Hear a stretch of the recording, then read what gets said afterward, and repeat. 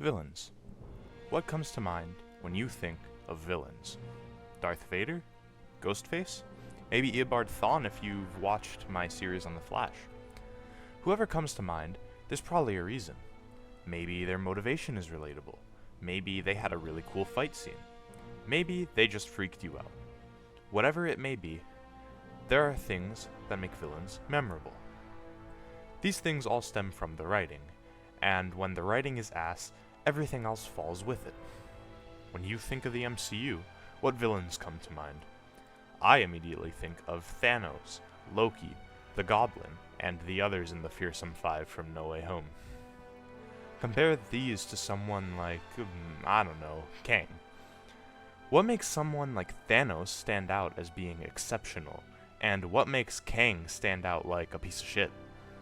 Well, let's take a look at their appearances in the MCU and see exactly why one shines so bright and the other is so dull.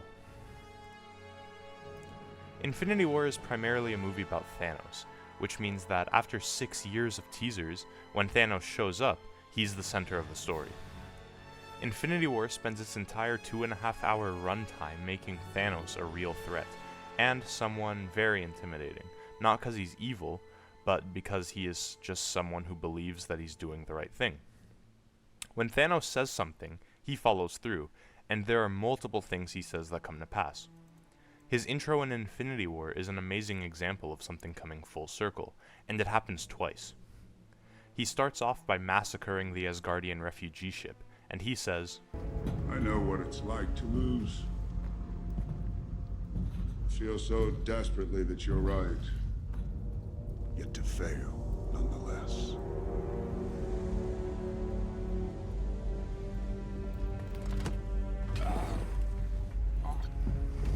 It's frightening. Turns the legs to jelly. At the end of this movie, the Avengers lose, and they end up standing, or mostly sitting there, unable to do anything about their failure. And then it comes full circle again at the end of Endgame. When Tony snaps Thanos and his army away, Thanos just sits down and accepts his fate.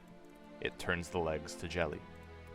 Compare this to Kang, and we would actually have a good comparison until Quantumania came out. His appearance in Loki was genuinely good, especially when it came to his death. His dying words were, "See you soon." He died with a smile on his face because even in death, he finally got to experience something he didn't know would happen, and all he could do was laugh at the multiverse that was about to bloom and fall back into war. Now, take any interesting setup provided here and throw it out the window, because the next time we see Kang, he's a tantrum-throwing baby who threatens to burn things out of time, but never makes good on it. What's Kang's motivation this time? Well, his variants banished him to the quantum realm during the multiversal war, and now he wants to get out so he can stop the war and fix the timeline and yada yada. Okay, tell me though, how are we supposed to worry about the Kang variants fighting in a multiversal war when a post-credits scene shows a hell of a lot of Kang variants chilling together and even being excited about it? I don't buy for a second that these variants were in a war, because apparently this is all of us, and yet none of them are at odds with each other.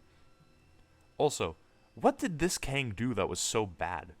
We get exposition dumps that say he was evil, he burned entire timelines out of existence. But can we really say that he's so bad? I mean, what did He Who Remains do? He burned every timeline out of existence. What makes this Kang so bad that he had to be permanently jailed in the quantum realm?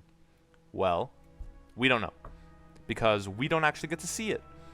And anything that we're told is irrelevant because He Who Remains is likely much worse. So, already, we've met two variants of Kang, and neither of them pose any interesting challenges or rivalries for our heroes. You know what the worst part is? The trailer for Quantumania actually presented a scenario that would have been like 1,000 times more compelling than what we got.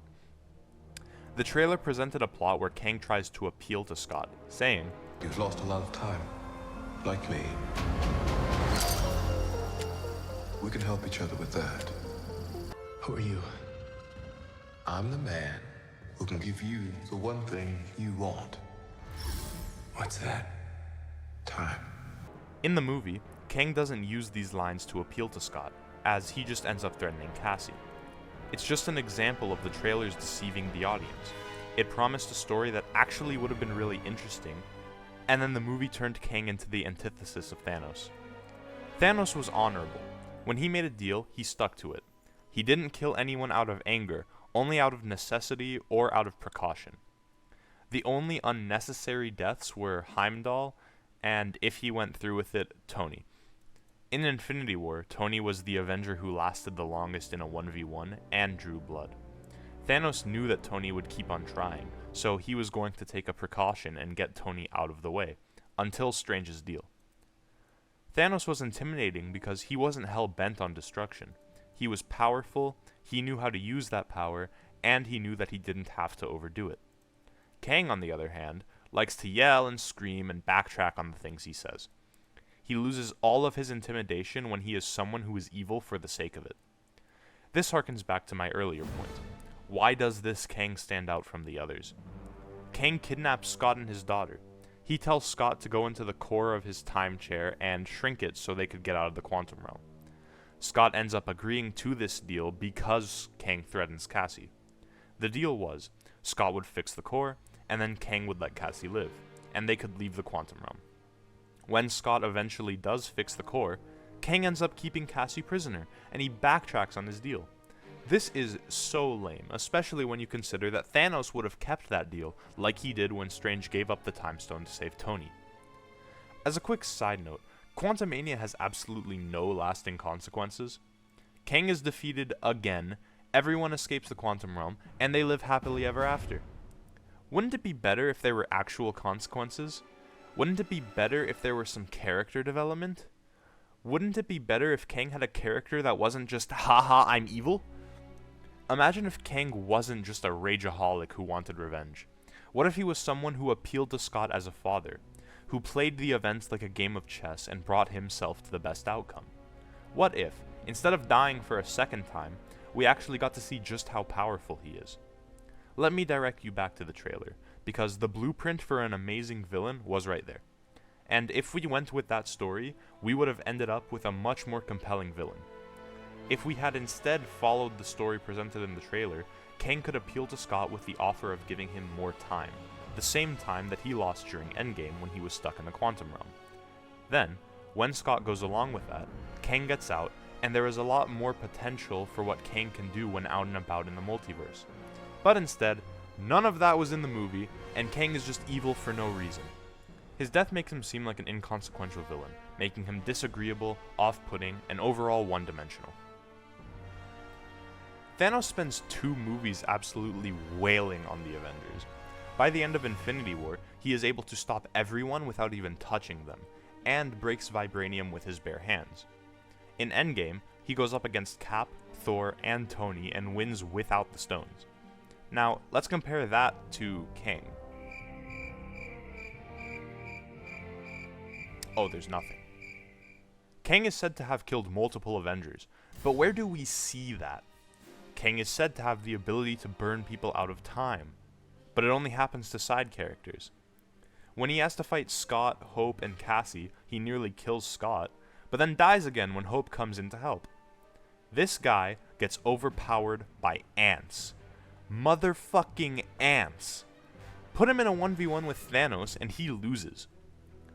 Marvel also learned the wrong lesson from Endgame. When Endgame came out, I remember hearing people talking about how Thanos died twice and saying, I will always root for a movie where they kill the lead villain twice. well, Marvel has now killed Kang twice, once in both of his appearances, and that has accomplished the complete opposite effect. I am not threatened by Kang. I'm not worried that he will cause any lasting damage to our heroes. I'm not threatened by someone who claims to have killed multiple Avengers, but got overpowered by ants. And yes, you can argue the ants evolved for thousands of years or whatever, but that doesn't matter. 1. Kang is supposed to be the best of the best. He's supposed to be the end-all be-all of the multiverse, and he gets fucked over by ants. Kang gets gangbanged by ants. Say that 5 times fast. And 2. The ants were exposition dumped into the movie as a lame excuse to save the heroes from Kang. It's lazy, it's dumb, and it makes Kang seem weak as fuck. He has one good fight in this movie, and that's the final battle between him and Scott. That fight is brutal and really sells Kang as being powerful. Too bad it ends with him dying again. With the Council of Kangs, I'm really not convinced that any of them are powerful, because every Kang we've seen so far has done nothing. In conclusion, I think that Marvel has been pushing Kang too far too fast. There has been no real effort to develop him. All they've done is rush his development to get everyone hooked without putting the time and resources into giving anyone a reason to be excited about him. Thanos had years of build-up and teasers before he made his appearance in a movie where he was written well and he absolutely destroyed everyone. Kang has had no build-up and has only appeared twice just to die. This highlights a bigger problem that I think is the main issue that the MCU has right now, and that's the stakes. Marvel wants to keep everyone hooked, and Endgame was this huge final movie in the Infinity Saga, so when the MCU continued after that, they wanted to keep things big. What's the problem with that? Well, none of the shows or movies that came after Endgame really warranted that. We had a movie with multiverse-ending stakes. That was taken care of by Doctor Strange and a girl who can travel the multiverse. If we're being real, The Scarlet Witch would have been an Avengers-level threat, yet it's just another Doctor Strange movie, and a bad one at that.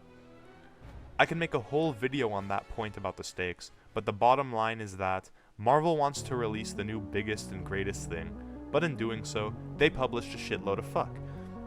They really need to start taking their time and making sure that their projects are worth being released. Anyways, that's my take on all of this. Kang is definitely a lackluster villain that leaves me with no lasting impression besides disappointment.